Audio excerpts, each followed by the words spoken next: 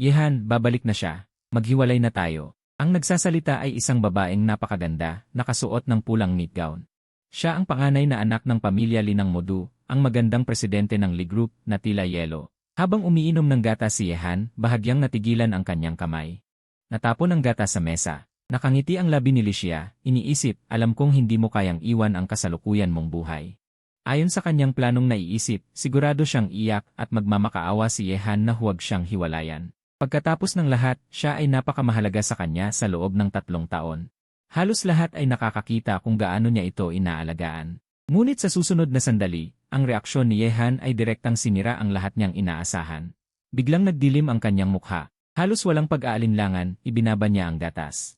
Malinaw ang kanyang mga mata, direkta at malinis, na may bahid pa ng pagkasabik. Mabuti, isang salita lang, sige.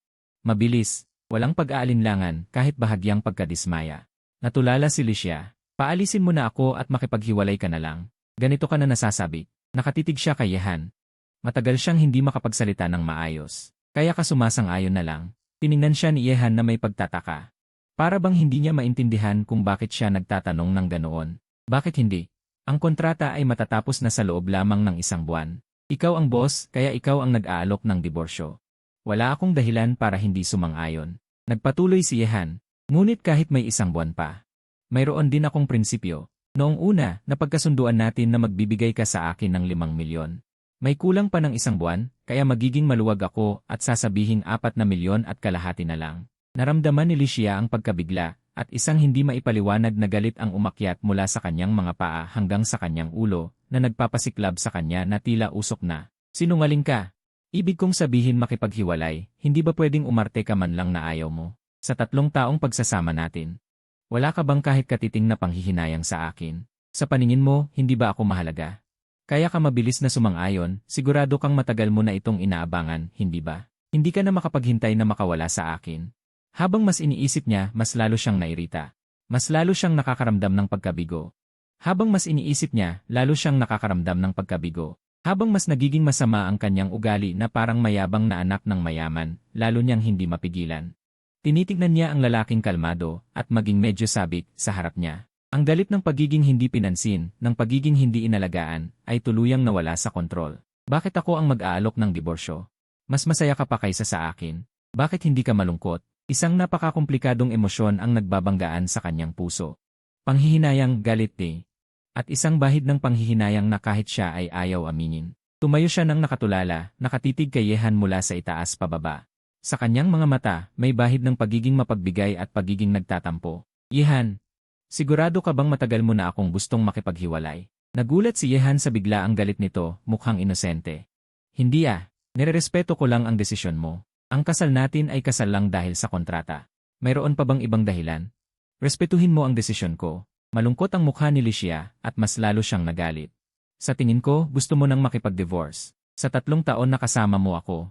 Hindi ka ba nahirapan? Hindi ka ba naghihintay na ako ang unang mag-alok ng diborsyo para makuha mo ang pera at makaalis ka ng walang problema? Biglang nagulat si Yehan. Naramdaman niyang parang hindi makatuwiran si Licia ngayon. Siya mismo ang unang humiling ng diborsyo. Tumaas ang boses niya. Alam mo ba kung gaano kaganda? Natanong mo ba ako kung gusto kong makipag-divorce? Alam mo ba kung ano ang nasa isip ko? Galit na si Yehan. Sabi ko, ate, hindi ba ikaw ang unang nag-alok ng diborsyo? Bakit mo ako sinisisi ngayon? Hindi ba natin pwedeng pag-usapan ng maayos? Ang puso ng tao ay mas mahirap hulaan kaysa sa panahon sa Mordor, hindi rin niya alam. Bakit nagagalit si Licia? Ang tanging maaasahan ay ang isyu ng diborsyo.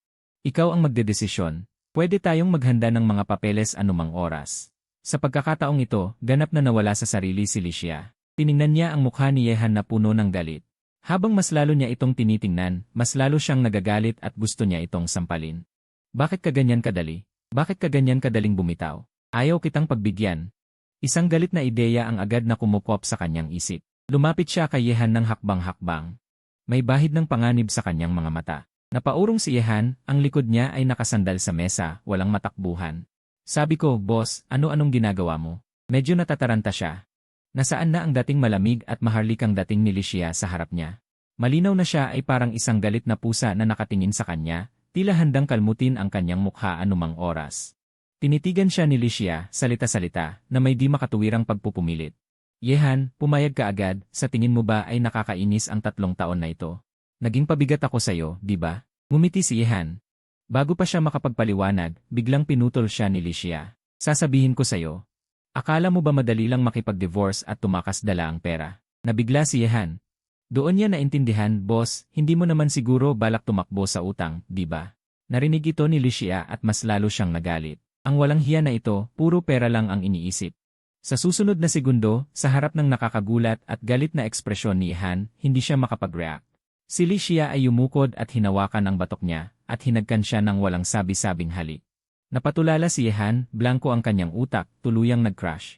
Ang 3 taon na kasal ay walang kabuluhan, hindi pa sila nagkahawak ng kamay ng maayos. Ang biglaang halik na ito ngayon ay lumampas sa kanyang pag-unawa. Nais niyang itulak si Licia papalayo, ngunit mas hinigpitan ni Licia ang yakap. Tila naglalabas siya ng sama ng loob na matagal na niyang kinikimkim.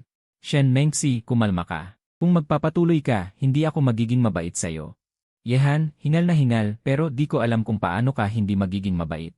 Shen Mengxi, namumula ang mga mata, may bahid ng pagiging basto sa kanyang tono. Gusto mo bang magdiborsyo? Gusto mo bang umalis? Ayoko kang hayaang umalis ng ganoon kadali. Ang mga ilaw sa si Jianshen ay malabo at nagbibigay ng kakaibang pakiramdam. Si Yehan ay nasa estado ng pagkalito. Sino ako? Nasaan ako? Anong ginagawa ko? Sa unang pagkakataon sa loob ng 3 taon nilang pagsasama, nakita niya ang ibang mukha. Ng kanyang asawa, ang magandang si. Ikaw ang gustong magdiborsyo, ikaw ang galit. At ikaw ang puwersahang gumawa sa akin. Ano ba talaga ang gusto mo? Ang iyong white moonlight ay babalik ng bansa. Masama na pala ang mabuti kong hangarin. Kinabukasan ng umaga, sinag ng araw ang pumasok sa silid tulugan. Si Yehan ang unang nagising. Nakita niya si Shen Mengxi na mahimbing pa ring natutulog sa tabi niya. Napahawak siya sa kanyang sentido, nakakaramdam ng pagkalito. Ang lahat ng nangyari kagabi ay malinaw na bumabalik sa kanyang isipan. Siya ay isang kapalit na asawa lamang na nagtatrabaho. Gusto lang niyang tapusin ang 3 taon ng payapa at kunin ang pera. Dahan-dahang bumangon si Yehan, ayaw niyang magising si Shen Mengxi. Ngunit sa kanyang paggalaw, nagising si Shen Mengxi. Nagtagpo ang kanilang mga mata at biglang tumahimik ang paligid. Nang imulat ni Shen Mengxi ang kanyang mga mata, nagulat siya ng ilang segundo, pagkatapos ay ang alaala kagabi ay bumalik sa kanyang isipan na parang alon. Siya, nakatulog pala siya kagabi kasama si Yehan sa sobrang pagkalasing. Hindi pa siya nakakaramdam ng ganitong kahihiyan at pagkalito sa buong buhay niya. Gusto na lang niyang maghanap ng mapagtataguan. Siya ang matayog at makapangyarihang C ng Lee Corporation, ang sikat na Iceberg Miss sa Miandu. Marikit, eleganteng, at malamig iyan ang kanyang mga katangian. Ngunit kagabi, parang isang bastos at walang katuturang babae. Pinagbawalan niya ang kanyang kasunduang asawa. Sa pag-isip nito, mas lalong namula si Shen Mengxi. Pinilit niyang pigilan ang kanyang pagkalito at kahihiyan, ipinakita ang kanyang karaniwang malamig na pag-ugali, sinusubukang mabawi ang kaunting dangal. Kagabi ay aksidente lang, isang pagpapaalam bago magdiborsyo. Nakita ni Yehan ang kanyang pagpapanggap na kalmado. Kung aksidente, bakit mo ako tinutukan ng baril kagabi? Siguro ayaw mo lang talagang magbayad. Ngunit hindi niya ito masasabi, kaya tumango na lang siya. Aksidente talaga. Hindi siya maaaring magkamali sa pagsasalita ngayon, baka magalit na naman ang inis na ito. Nang makita ni Shen Mengxi na sumasang-ayon siya, lumitaw muli ang kanyang inis. Hindi ka ba pwedeng magsalita pa? Hindi ka ba nagpapakita ng kaunting panghihinayang? Okay, boss. Mabilis siyang sumang-ayon. Tiningnan siya ni Shen Mengxi. Nagalit muli siya at masamang tiningnan ito bago siya pumasok sa banyo. Pagkalipas ng kalahating oras, sabay na lumabas ang dalawa sa villa na nakasuot ng maayos. Nagmaneho sila papunta sa Civil Affairs Bureau. Walang nagsalita sa kanilang dalawa sa buong biyahe. Si Licia ay nakatingin sa unahan. Malamig ang kanyang mukha, hindi ko alam kung ano ang iniisip niya. Si Yehan ay nakatingin sa labas ng bintana. Naramdaman niya ang pagkasabik sa kanyang puso. Huminto ang sasakyan sa harap ng Civil Affairs Bureau at bumaba ang dalawa. Pumasok sila ng tahimik, tumingin ang mga tauhan sa kanila at tinanong ng malakas. Nagpaparehistro kayo ng kasal o diborsyo? Diborsyo, sabay nilang sabi. Sigurado na ba kayo, gusto niyo pa bang pag-isipan muli? Tanong ng tauhan. Hindi na, sabay nilang sabi ulit. Tumango ang tauhan. Kumuha siya ng form at ibinigay sa kanila. Punan niyo muna ang mga detalye. Mayroon na ngayong 1 buwang cooling off period para sa diborsyo. Mag-apply muna kayo at balikan niyo ang divorce certificate pagkatapos ng 1 buwan. Pagkarinig sa salitang 1 buwan na cooling off period, pareho silang natigilan. Si Yehan ang unang nakarecover at tumingin sa tauhan. Cooling off period. Kailangan talagang maghintay ng 1 buwan. Hindi na namin kailangan mag-cool off. Tumingin ang tauhan kay Yehan. Ganito na ang mga patakaran ngayon. Pagkatapos mag-apply, mayroong 30 araw na cooling off period. Sa panahong ito, maaaring bawiin ng sinumang panig ang kahilingan. Pagkatapos ng 30 araw, darating kayo ng sabay para kunin ang certificate. Saka palang magiging formal ang diborsyo. Napasigaw si Yehan. Sa halip, ngumiti si Licia. Huwag mong akalain na makakalaya kang ganyan kadali. Akala ni Yehan na magpirmahan na lang sila ngayon at maghihiwalay na. Pero ngayon sinabi sa kanya na kailangan pa niyang maghintay ng 1 buwan. Tiningnan niya ang malamig na ngiti ni Licia at ang kanyang puso ay nabalisa. Naalala niya ang nangyari kagabi. Si Yehan ay napangiti ng parang mas masahol pa sa pag-iyak. Ngayon, kailangan pa nilang magkasama sa iisang bubong. Sa loob ng 30 araw pa. Sa pag-isip pa lang nito, nanginginig si Yehan. Sa kabilang banda, nakatingin si Licia kay Yehan na puno ng galit at sa kanyang puso ay mayroong hindi napapansing katuwaan. 1 buwan na cooling off period. Ibig sabihin ay kailangan pa nilang magsamahan bilang mag-asawa sa loob ng 1 buwan. Pagkatapos ng buwan na ito, hindi ko nahahayaang umalis pa ang bastos na ito ng madali. Nginisyan niya at lumingon siya. Sa tabi niyang mukhang wala ng buhay na Yehan, bahagyang tumaas ulit ang kanyang mga labi. Hindi alam ni Yehan ang masayang plano ng dalagang ito sa kanyang tabi. Pakiramdam niya lang ay napakahirap na ng sitwasyon niya. Paano naging ganito kakomplikado ang isang kasal na bunga ng kasunduan? Pareho silang kumuha ng mga dokumento mula sa tauhan. Sige, sa susunod na 30 araw na cooling off period. Mag-isip muna kayong mabuti. Huwag kayong magpadalos-dalos. Sa puso ni Yehan, umiiyak siya. Hindi ako padalos-dalos, gusto ko talaga kayo.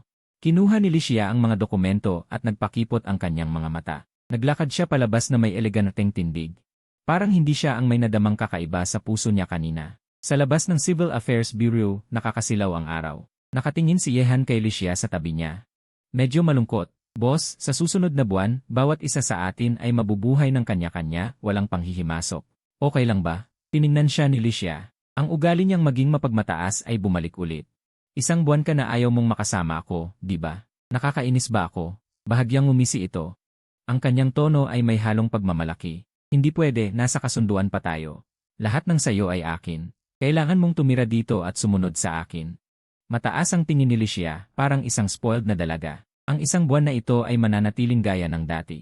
Kailangan mo pa ring magluto para sa akin, at kailangan mo pa rin akong alagaan. Huwag kang mag-isip na magpapalusot. Nagduda si Yehan kung tama ang kanyang narinig. Malapit na siyang makipag-divorce. Kailangan ko pa rin bang maging yaya mo? Hindi ka naman pwedeng mang-api ng ganito. Sa mga susunod na araw. Lubos na naintindihan ni Yehan ang ibig sabihin ng pagbuhat ng bato na babagsak sa sarili niyang paa. Inakala niyang pagkatapos maaprubahan ang divorce, magsisimula na ang pagbilang para sa kalayaan. Ngunit ang katotohanan ay, hindi lang siya malaya, mas naging abala pa siya kaysa dati. Si Licia ay parang nakakita ng huling pagkakataon. Sinimulan niyang pagsamantalahan palalo si Yehan. Dapat ay handa na ang almusal ng 7:00 ng umaga, hindi pwede ang nauulit na ulam. Kailangan niyang matulog sa kwarto sa gabi. Tumutol si Yehan, boss ni. Nasa cooling off period tayo para sa divorce. Mahigpit na sabi ni Licia, ang pagtulog sa magkaibang kwarto, ano namang itsura niyan? Hindi maganda ang magiging tingin sa atin ng pamilya. Saka, nasa cooling off period lang tayo. Hindi pa tayo totoong hiwalay. Gustong umiyak ni Yehan. Malapit na kaming maghiwalay, ano pa bang pakialam mo? Bakit hindi ka natakot sa tingin ng iba noong 3 taon kayong kasal? Ngayon lang sa 1 buwan nagkakaproblema sa tingin ng iba. Ngunit si Licia ay ginamit ang kasunduan laban sa kanya. O kaya naman ang pagiging spoiled na dalaga niya ang ginamit niya para pilitin siya. 10 araw ang lumipas, maagang umalis si Licia na maayos ang ayos. Hindi niya pinahirapan si Yehan ngayong umaga. Habang naghahanda si Yehan na matulog, dumating ang tagapagsilbi at tinawag siya, nandito na ang boss. Dumating na ang sir at ang madam. Agad na bumangon si Yehan. Sa loob ng 3 taon ng pagkakasal. Ang mga biyenan niya ay hindi kailanman tumingin sa kanya ng mababa dahil sa kanyang mababang pinagmulan. Bagkus, napakabuti nila sa kanya. Napakamaalalahanin din ni Yehan. Kapag may oras, kinukumusta niya sila. Pagdating sa sala, sabi ni Yehan, Dad, Mom, bakit kayo naparito? Naghahanda na sana akong bisitahin kayo. Lumapit ang ina ni Lee at hinawakan ang kamay ni Yehan habang nakangiti. Siyaw-han, nasaan si Xia? Sabi ni Yehan. Maagang umalis si Xia kanina. Dad, Mom, kumain na ba kayo? Ihahanda ko kayo ng almusal. Sabi ni Lee habang nakangiti. Siyaw-han, huwag ka nang abalahin. Kaming mag-ina ay kumain na ng agahan kanina. Pupunta sa pamimili ang mama mo at sabi niya walang kwenta kung sasamahan ko siya kaya naparito ako para isama ka. Okay, Dad, Mom, hintayin niyo muna ako. Magbibihis lang ako. Tara na tayo. Tumango ang dalawang matanda. Nagmadaling nagbihis si Yehan. Sa airport, naghihintay si Licia at ang kanyang assistant na si Zhang Xui sa departure hall. Lumabas si Aunt Meihui, isang babaeng mukhang kagandahan, ngunit mahina ang mga hakbang. Tumingin siya kay Licia at sumigaw. Pagkatapos sumigaw, tumakbo siya patungo kay Licia. Sa susunod na sandali, gusto niyang yakapin si Licia, ngunit agad na umurong si Licia. Ang kanyang kilos ay hindi malamig o mainit. Si Suye ay umiwas at tumingin sa hindi malamig o mainit na kilos ni Licia. Nagulat din si Suye. Ano ng klaseng kilos yan? Hindi ka ba dapat unang-una na lumapit sa akin at umiyak? Nakatingin kay Suye na natulala, sinabi ni Licia na okay lang hanggat sigurado si Yehan na inihanda niya ang tanghalian. Kaya agad niyang tinanggihan si Suye. Nang makita ni Suye ang kilos ni Licia, hindi niya maiwasang umasa. Naisip niya na galit pa rin si Licia. Tiyak na sisihin siya dahil iniwan niya siya 3 taon na ang nakalilipas at lumabas ng bansa. Pagkaakyat ni Suye sa sasakyan, pinigilan siya ni Licia. Suye, sumakay ka sa likod na sasakyan. Nakaayos na ako. Ihahatid ka nila pauwi. May kailangan pa akong gawin kaya alis na ako. Hindi niya alam kung ano ang nangyayari, basta't bigla siyang naisip si Yehan at pagkatapos ay tinanggihan niya si Suye. Nakita ni Suye ang kilos ni Licia. Gusto niyang sabihin ang isang bagay, ngunit nakasakay na si Licia at umalis. Galit siyang bumaba sa sasakyan at umalis. Hindi niya maintindihan. Bakit ganyan ang kanilang pagkikita? Sa nakalipas na 2 taon, nagkaroon siya ng ilang utang sa labas. Sa kanyang pag-uwi ngayon, nais lang niyang humingi ng pera kay Licia. Ngunit ngayon, dahil sa kilos ni Licia, hindi niya alam kung paano magsisimula.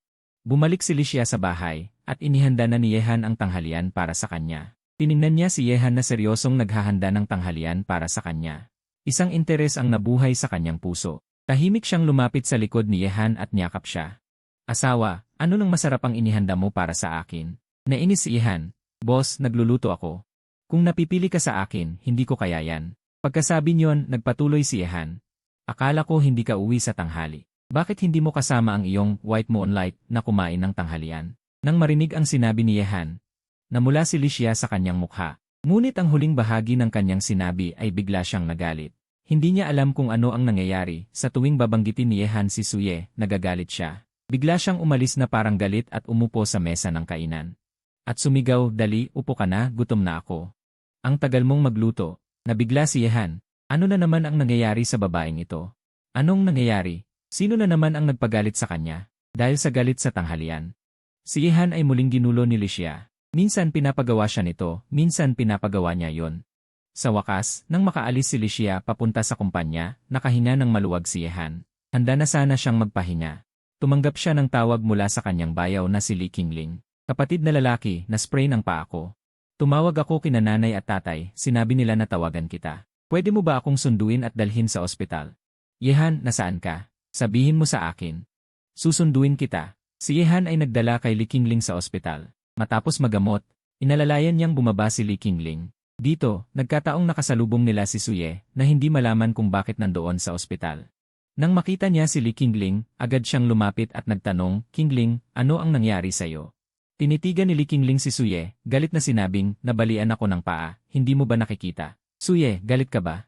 Qingling, matagal na tayong hindi nagkita, bakit hindi mo na ako tinatawag na Suyej? Sabi ni Li Qingling, sumusuri kay Suye.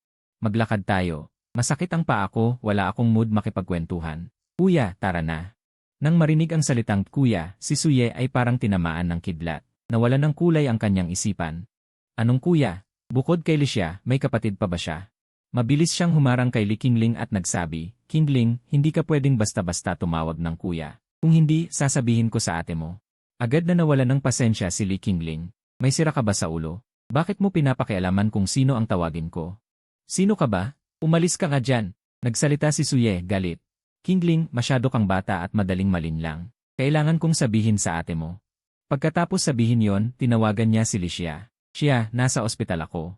Si Qingling ay niloloko ng isang lalaki. Pumunta ka dito at turuan mo ng leksyon ang batang iyon. Sa kabilang banda, si Licia, na nagpakasal ng lihim sa kanyang pamilya, maliban sa kanyang mga magulang at lola, alam na ng kanyang mga kapatid. Sa ilalim ng kanyang pagbabanta, hindi niya inalala na ang kanyang mga kapatid ay magtataksil sa lihim ng kanyang kasal. Nagmadaling pumunta si Licia sa ospital. Bago pa makapagsalita si Suye, itinuro ni Li Qingling si Suye at nagsabi, Ate, may problema ba siya? Nabalian ako ng paa. Hiniling ko sa kuya na samahan niya ako para tingnan. Pero pinipigilan niya ako, nakakainis talaga. Hindi pinansin ni Licia si Suye at nagmadaling lumapit kay Li Qingling, nag-aalalang nagtanong, anong nangyari? Anong sabi ng doktor? Sabi ni Yehan. Wala naman. Nabalian lang ako ng paa. Sabi ng doktor, magiging maayos lang kapag nagpahinga. Sa puntong ito, tumakbo si Suye at itinuro si Yehan. Siya, itong batang ito ay nagsasamantala sa iyo. Hiniling niya kay Qingling na tawagin siyang kuya. Si Li Qingling ay tumingin kay Suye na parang baliw. Si Qingling ay bata pa at madaling malinlang. Parusahan mo lang itong batang ito, sabi ni Yehan sa isip. Tarantado ka. Ano bang kasalanan ko sa'yo? Bakit ka nakatitig sa akin? Nakakabuti bang maging white moonlight? Umiti si Yehan at sinabi, kayo na muna ang mag-usap. Ihahatid ko na si Qingling pauwi. Sinabi ni Licia, sandali. Sasama ako sa inyo. Nang marinig na aalis si Licia, nagpanggap si Suye na nagsasabi. Siya, masama ang pakiramdam ng puso ko. Baka kailangan kong ma-confine. Samahan mo ako. Li Qingling, bakit pa ipapahatid kay ate ang pag-confine mo? Kailangan pa niyang samahan ang bayaw ko. Licia, tatawagan ko na si Suye. Para alagaan ka. Kailangan ko nang umuwi. Kailangan ko pang umuwi para makasama ang asawa ko sa hapagkainan. Pagkasabi nito, humarap siya at nagsimulang tumawag. Si Suye, humawak sa dibdib at bumagsak sa harap ni Licia. Nang marinig ang ingay, agad na humarap si Licia para tingnan. Ang mataas na takong niya. Sakto namang tumapak sa kamay ni Suye. Sa sobrang sakit, bigla siyang napaupo, yakap ang kamay at namimilipit sa sakit. Patuloy siyang humihinga sa kamay niya. Sa tabi, si Li Qingling ay tumawa. Si Yehan naman ay hindi tumawa. Ngunit namumula din ang mukha niya. Nakatingin si Suye na parang yelo kay Li Qingling na malakas na tumatawa. Si Li Qingling naman ay nahihiyang nagsabi, hindi ako madalas tumawa, maliban na lang kung hindi ko na mapigilan. At muli siyang tumawa. Napatawa din si Yehan at Licia sa tabi. Naiinis si Suye, hawak ang dibdib at humihinga ng malalim. Nakita ni Licia at sumigaw. Doktor, pakiayos agad ang pag-confine niya. Hindi nagtagal, abala na ang doktor at mga nurse. Dinala nila si Suye sa kwarto. Pumasok din sina Licia at Yehan sa kwarto. Nakita ni Suye ang tatlo na may masamang tingin. Dumating ang nurse na si Hilejing. Kayo ba ang mga kamag-anak ng pasyente? Agad na umiling ang tatlo. Sabi ng nurse. Maayos ang puso niya. Walang problema. Tinitigan ng masama ni Suye ang nurse. Bakit ang dami mong sinasabi? Hindi naman ako nagpapanggap na may sakit, di ba? Sabi ng nurse. Kung nagpapanggap ka o hindi, hindi ko alam. Pero sigurado akong walang problema ang puso mo. Ang utak mo, hindi ko alam. Agad na sinigaw ng nurse pabalik, ano ka? Magbayad ka na ng ospital. Dahil sa humanitarian reasons, inuna namin ang paggamot sa'yo. Magbayad ka na agad ng ospital. Tumingin si Suye kay Licia. Yumakat si Licia kay Yehan at nagsabi, asawa ko, gutom na ako. Umuwi tayo at magluto. Gusto ko ng sweet and sour fish. Sabi ni Li Qingling. Ate, gutom na din ako. Nasaktan pa ako. Gumawa ka ng chicken soup para sa akin. Kailangan kong magpalakas. Sabi ni Yehan, nagbibiro. Masusunod, mahal ko. Pagkasabi nito, sabay-sabay silang umalis. Naiwan si Suye, mukhang galit. Ang tingin niya sa tatlong umalis ay nakakamatay. Kinuha niya ang kanyang cellphone. Tumawag siya. Pakitingnan mo ako ang impormasyon tungkol sa isang Yehan. Gusto kong malaman kung ano ang relasyon niya kay Licia. Pagkatapos ng tawag, pumasok ang kapatid niyang si Suyuan sa kwarto. Nalaman ni Suyuan kay doktor ang kalagayan ni Suye. Pumasok siya na galit. Nakatingin si Suyuan sa kanyang kuya. Magpapatuloy ka ba sa pagiging confined? O uwi ka na ngayon sa akin? Sabi ni Suye, hindi pa ako nakakakuha ng kahit anong benepisyo. Hay nako, sige na, magpagamot ka pa. Bayaran mo ang gastos gamit ang pera mo. Pagkarinig ni Suye, agad siyang nagbihis at nag-discharge. Hay nako, bakit napasama pa ako sa ganitong kakaibang kuya? Katulad din ng tatay niya, kakaiba sila. Kung hindi dahil sa kanya, malamang wala na ang pamilya Su. Pagka-discharge ni Suye, hindi siya umuwi, kundi dumiretso siya sa bayaw ni Yehan, si Li Qingfeng. Nagbubukas siya ng isang game studio. Pagdating sa studio, nakita ni Suye si Li Qingfeng. Qingfeng, may nambiktima kay Qingling ngayon, isang halimaw na diablo. Sigurado kang patay ka na. Sabi ni Suye, ang pangalan niya ay Yehan. Pagkarinig ni Li Qingfeng, walang pakialam niyang sinabi. Ay, bahala na. May darating na magaling na gamer mamaya, hindi ako pwedeng umalis. Sabi ni Suye, kaya ko siyang salubungin. Ikaw na muna ang mag-asikaso sa kapatid mo. Ipatawag mo yung halimaw. Walang gana si Li Qingfeng, hindi kailangan. Mas mabuti pang ako na lang ang sumalubong. Sabi niya, pagkatapos ay hindi na niya pinansin si Suye at nagsimulang magtrabaho. Maya-maya, pumasok si Yehan. Nang makita ni Li Qingfeng si Yehan, tumakbo siya at nagsabi. Naligtas ka. Sa wakas dumating ka rin. Hinihintay kita kanina pa. Tumakbo si Suye at nagsabi, King Feng, paano mo matatawag na kuya ang halimaw na ito? Sinasamantala ka lang niya. Ako ang magiging kuya mo sa hinaharap. Sinigawan ni Li King Feng si Suye at sinabi, umalis ka dyan. Hindi mo nakikita na nandito na ang kuya mo. Huwag kang mag-istorbo dito. Naimpis si Suye at hindi makapagsalita. Agad siyang tumalikod at umalis. Pagkatapos maglaro ng ilang laro sina Li King Feng at Yehan, sinabi ni Yehan kay Li King Feng, King Feng, baka hindi na kita madalas makalaro simula ngayon. Pagkasabi nito, tumayo si Yehan at umuwi na. Nagulat si Li King Feng, hindi kaya masyadong nalilito si ate. Ayaw niya sa ganito kabuting bayaw. At gusto niya pa ang basura na si Suye. Hindi pwede, kailangan kong sabihin ito kay nanay at tatay. Para mapigilan nila si ate. Sa pag-isip nito, dali-daling tumakbo si Li King Feng pauwi. Pagbalik ni Yehan sa bahay ng alas 4, naghihintay si Licia sa kanya. Nakita niyang pumasok si Yehan. Mayroon akong isang party mamaya. Sasamahan mo ako. Anong party? Bagay sa akin ang pumunta, sabi ni Yehan. Ikaw ang asawa ko.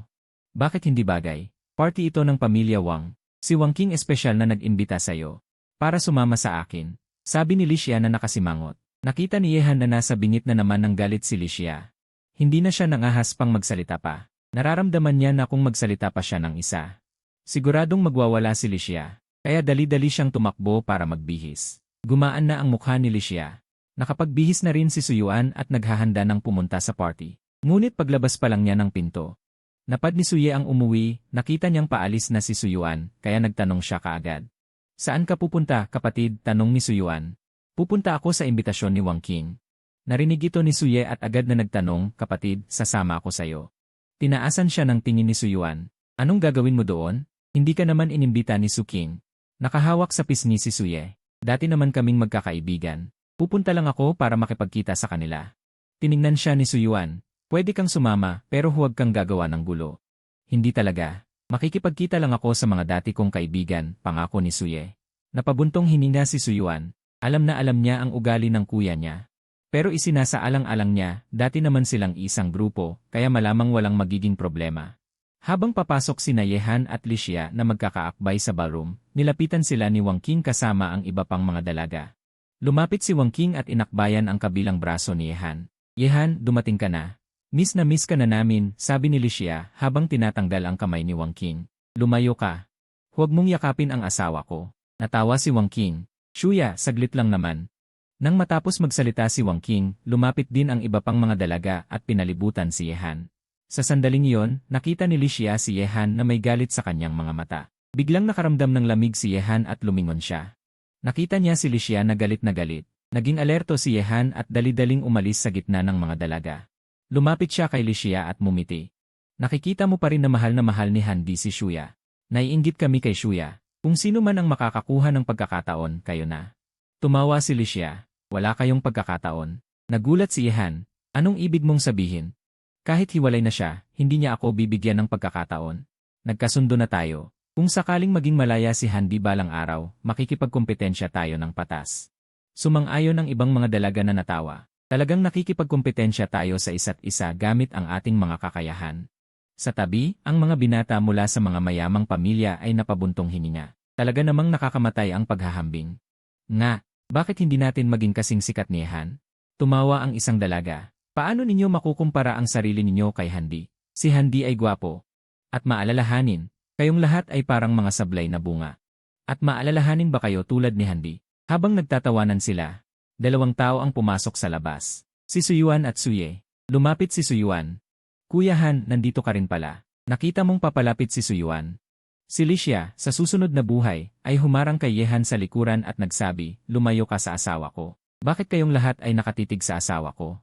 Dumating si Suyuan, sister siya, huwag kang masyadong kuripot.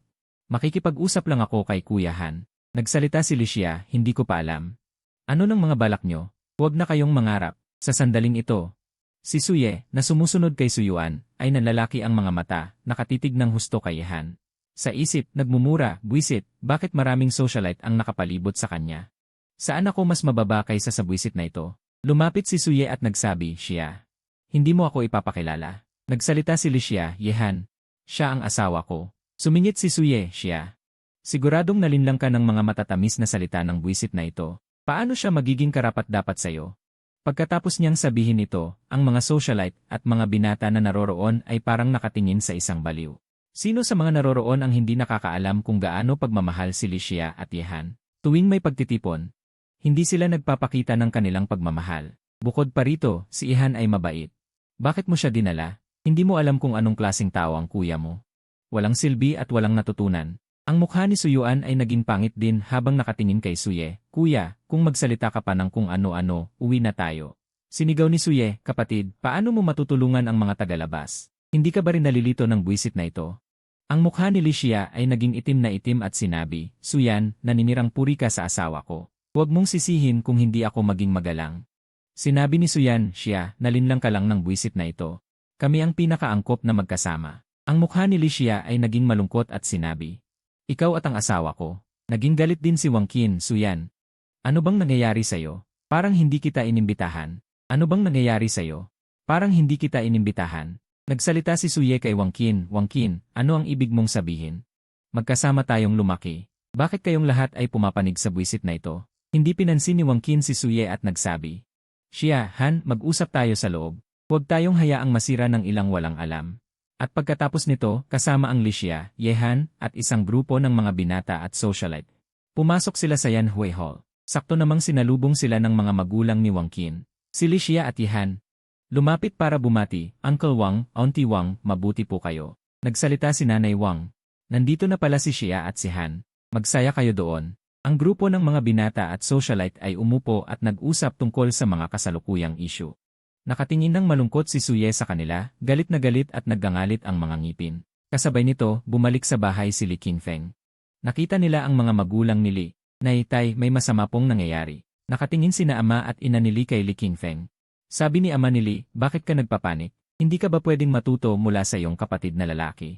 Sabi ni Li Qingfeng, ang sinasabi ko ay, may kinalaman ito sa aking ate at bayaw. Sabi ni ina ni Li, may nangyari ba sa ate mo at sa bayaw mo? Sabihin mo ng dahan-dahan. Huminga ng malalim si Li Qingfeng at nagsabi, gusto pong makipagdiborsyo ni ate kay bayaw at gusto niya si Suye. Biglang nagulo ang lahat.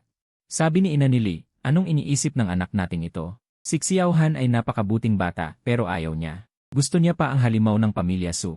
Kaya gusto niya ang halimaw ng pamilya Su. Sabi ni Li Su, bilisan natin at hanapin natin ang anak nating iyon. Kung maglakas loob siyang gawin iyon, hindi ko na siya anak. Pagkasabi nito, nagmamadali silang tatlo palabas ng villa ni Wang Licia. Sa handaan, lumapit si Suye sa loob at nakikipagkamay ka sa mga nakatatanda.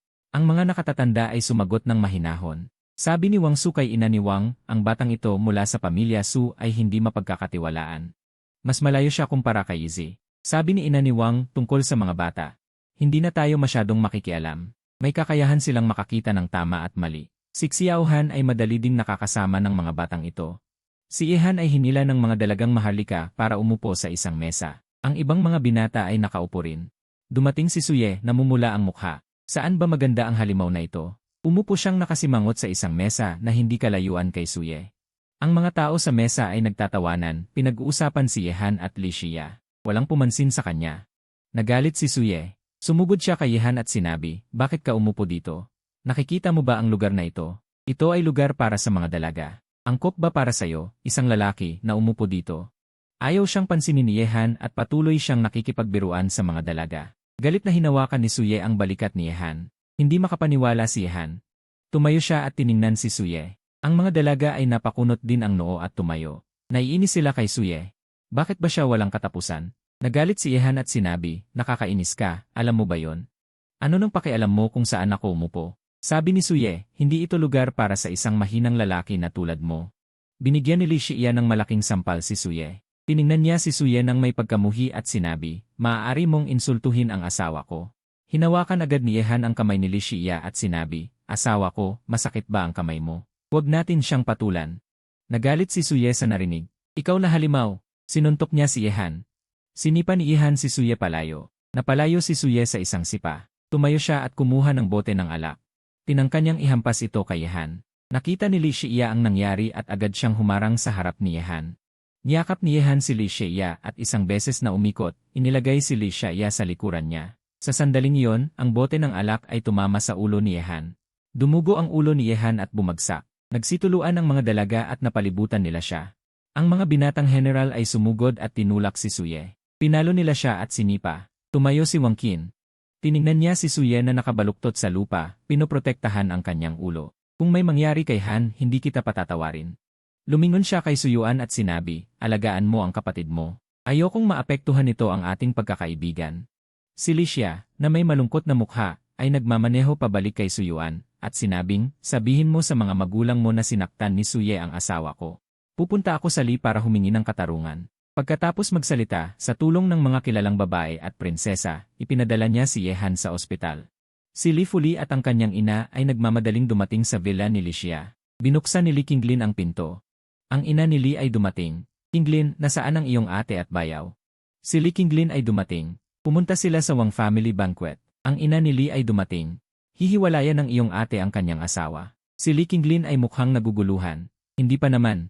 Sa tingin ko, maayos sila. Tinawagan ko. Nakatawag na. Sabi ni Li Qinglin. Ate, nasaan ka at ang iyong bayaw? Si Licia ay dumating. Nasa ospital kami. Ang iyong bayaw ay nasugatan ng bote ng alak ni Suye. Sumigaw si Li Qinglin. Ano? Nasaan ang lalaking yon? Mamamatay ako sa kanya. Pagkatapos malaman kung aling ospital, ibinaba ni Licia ang telepono. Nagtanong ang ina ni Li. Anong nangyayari? Sabi ni Licia. Ang iyong bayaw ay binasag sa ulo ng bote ng alak ng pesteng si Suye. Nasugatan siya. Ang ina ni Li at ang ina ni Li ay nataranta. Nasa anong ospital? Pupunta tayo doon para tingnan. Sabi ni Li Qinglin. Mama, Papa, umuwi na kayo muna. Bukas hindi na nandyan ang ate. Saka na kayo pumunta. Hindi niya pa alam. Nakilala niyo na ang inyong bayaw. Kami na ng kuya ko ang pupunta. Sabi ng ina ni Li. Lahat ng kasalanan ay kay siya. Kayo dalawa ang pupunta. Tawagan niyo kami paminsan-minsan. Tumango si Li Qingling at nagmamadaling pumunta sa ospital kasama si Li Qingfeng. Dumating sila sa ospital at si Yehan ay tapos nang magpagamot ngunit hindi pa makatayo. Nang makita nilang maayos si Yehan, nagsialis na ang mga kilalang babae at lalaki. Tumakbo si Li Qingling papasok, umiiyak, bayaw, maayos ka lang ba? Ngumiti si Yehan, hindi naman ganun kadali para sa bayaw mo. Malakas ako. Si Li Qingfeng ay may malungkot na mukha. Pupuntahan ko at papatayin ang pesteng iyon. Pagkasabi nito, nagmamadali siyang lumabas. Pinigilan siya ni Yehan.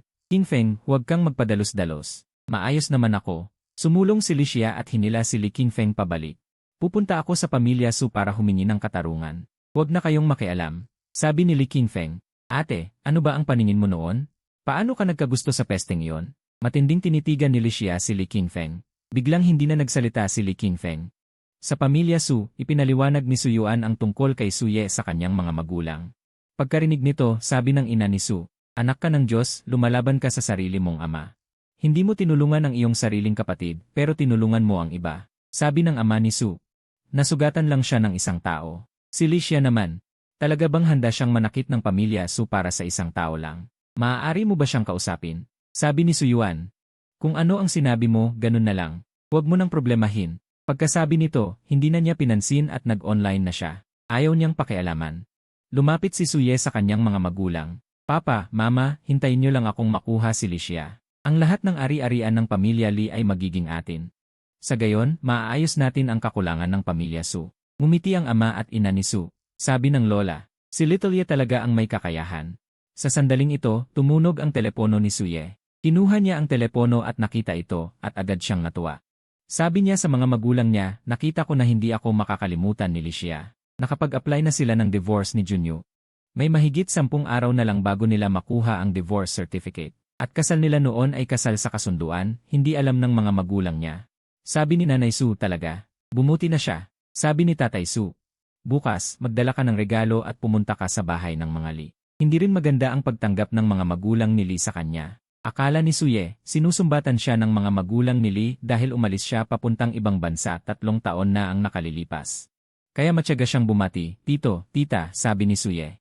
Nabalitaan niyo bang ikinasal na si Xia, sabi ni Nanay Li. Ano ang gusto mong sabihin, sabi ni Suye. Pero huwag kayong mag-alala. Kasal nila ay kasal sa kasunduan. Nag-a-apply na sila ng divorce. May mahigit 10 araw na lang bago nila makuha ang divorce certificate. Nabalisa ang mga magulang ni Li nang marinig ito. Ang babaeng ito, makikipag-divorce talaga kay Xiaohan. Akala ni Suye ay nagagalit sila sa negosyo. Iyan si Junyu, dahil lang sa ari-arian ng pamilya nyo nakakapit kay Xia. Gabi-kagabi, nagising ko siya ng 1 beses. Nagdilim ang mukha ni Tatay Li.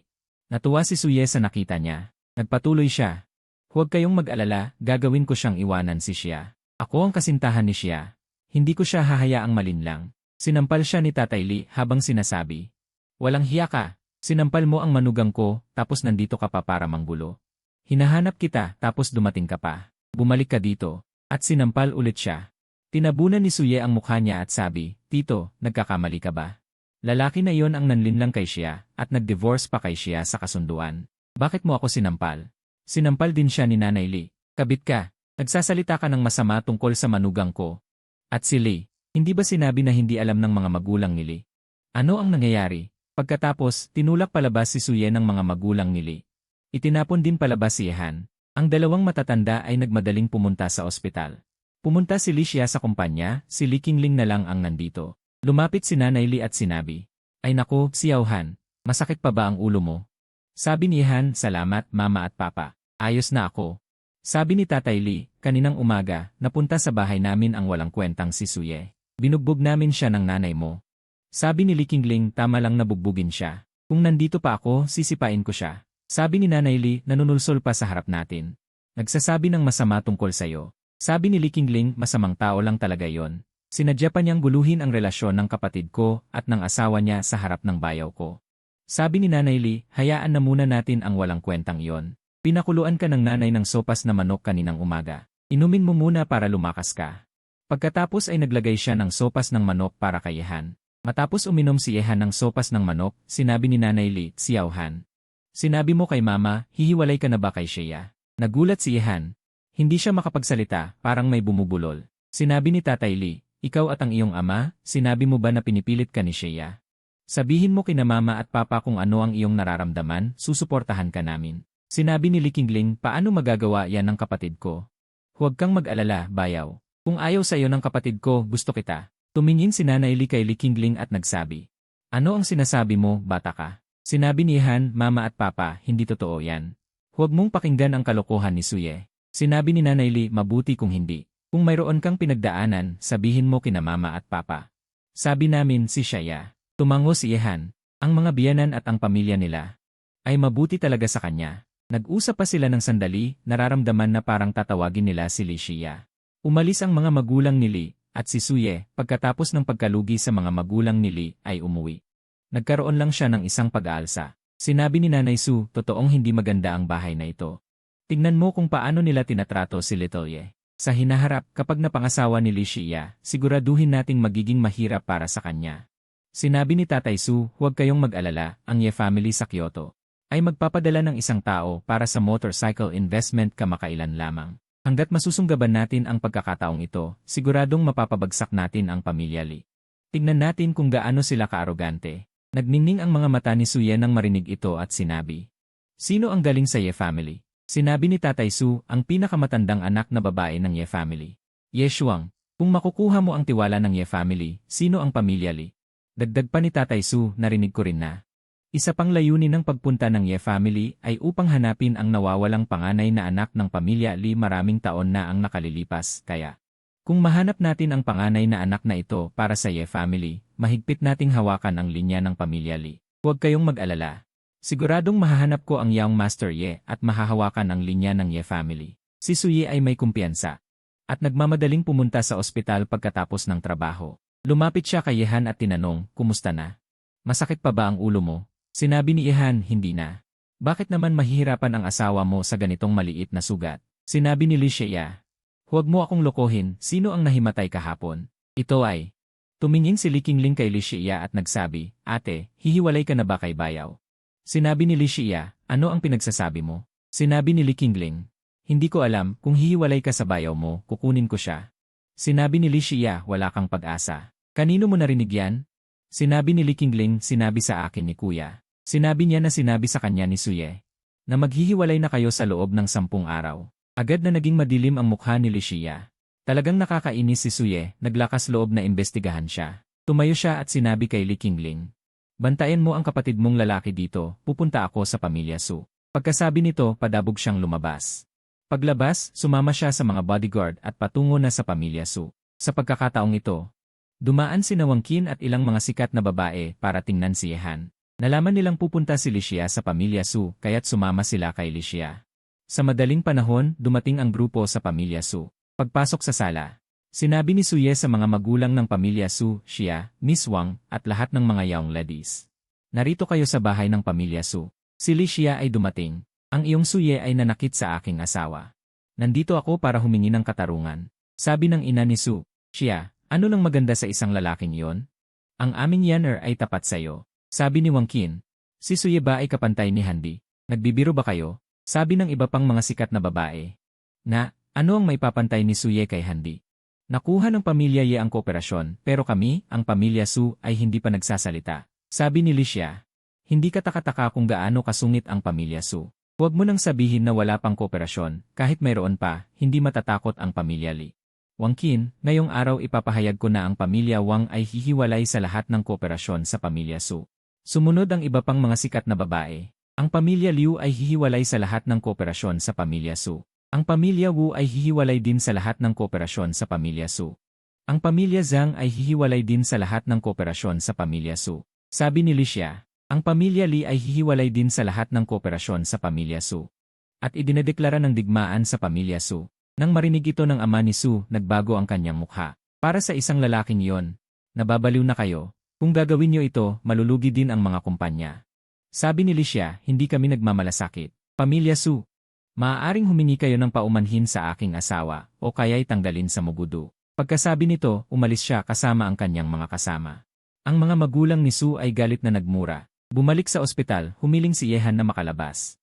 Hindi napigilan ni Li Xia, kaya't pumayag siya. Dumating ang grupo sa villa ni Li Xia. Sabi ni Wang Qin, sayang at nasugatan si Xiao Han. Kung hindi, napilitan pa natin si Han Di na maging tagakanta para sa atin. Sabi ni Yehan, ano ang gusto niyong kainin? Maliit na sugat lang ito, walang problema. Sabi ng isang sikat na babae, mas mabuti na huwag na lang. Kung ipapagawa namin sa'yo, hindi ba tayo kakainin ni Xia? Sabi ni Wang Qin, tingnan mo ang pagtingin ni Xia sa kanyang pagkain love.